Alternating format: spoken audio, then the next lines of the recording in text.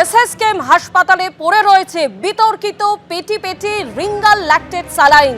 যদিও এসএসকেএম কর্তৃপক্ষের তরফে বলা হচ্ছে যে নতুন স্যালাইন আনা হচ্ছে হাসপাতালে, কিন্তু যে প্রশ্ন উঠছে যে বিতর্কিত রিঙ্গাল ল্যাকটেট স্যালাইনের উপর নিষেধাজ্ঞা জারি করা হয়েছে, সেখানে কি করে দেখা যাচ্ছে এই রিঙ্গাল ল্যাকটেট স্যালাইন, এই নিয়ে কিন্তু ইতিমধ্যেই প্রশ্ন উঠতে শুরু করেছে। সরাসরি আমাদের প্রতিনিধি পার্থপ্রতিম ঘোষ আমাদের সঙ্গে রয়েছেন।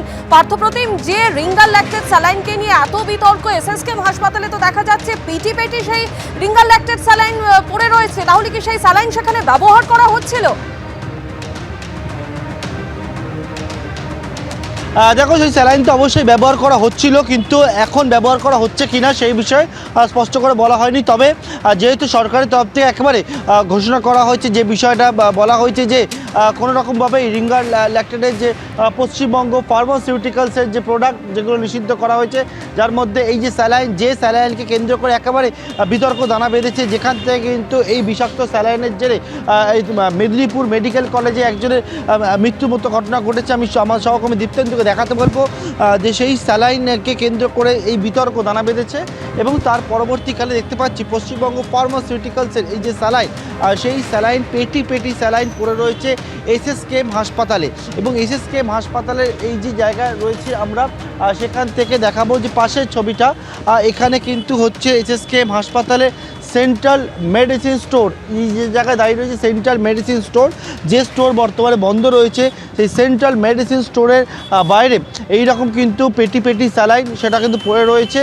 এবং তার পাশে এবং দেখতে পাচ্ছ যে বিভিন্ন জায়গা এগুলো পড়ে রয়েছে। অনেকেই বলছেন যে এখান থেকে যে স্যালাইনগুলো রাখা থাকতো, সেখান থেকে কিন্তু পরবর্তীকালে সেই স্যালাইন বিভিন্ন ওয়ার্ডে যেত, এবং সেখান থেকে এই স্যালাইন আপাতত বর্তমানে এখানে পড়ে রয়েছে। কর্তৃপক্ষের তরফ থেকে দাবি করা হয়েছিল যে নতুন স্যালাইন একেবারে তারা নিয়ে আসার কাজ শুরু করেছেন, এবং সেই মতো আজকে দেখতে পাচ্ছি একটি গাড়ি এখানে দেখতে পাচ্ছ, যে গাড়িতে অন্য একটি কোম্পানির যে saline sodium lactate injection IP, সেই অন্য কোম্পানি অর্থাৎ পশ্চিমবঙ্গ ফার্মাসিউটিক্যালসের না, অন্য কোম্পানির যে স্যালাইন, সেই স্যালাইন কিন্তু নিয়ে আসা হয়েছে। এবং সেটা কিছুক্ষণ পরে যে মেডিসিন স্টোর রয়েছে, স্টোর খোলার পরে এই স্যালাইনগুলোকে সেখানে কিন্তু পাঠানো হবে, তেমনটাই বলা হচ্ছে।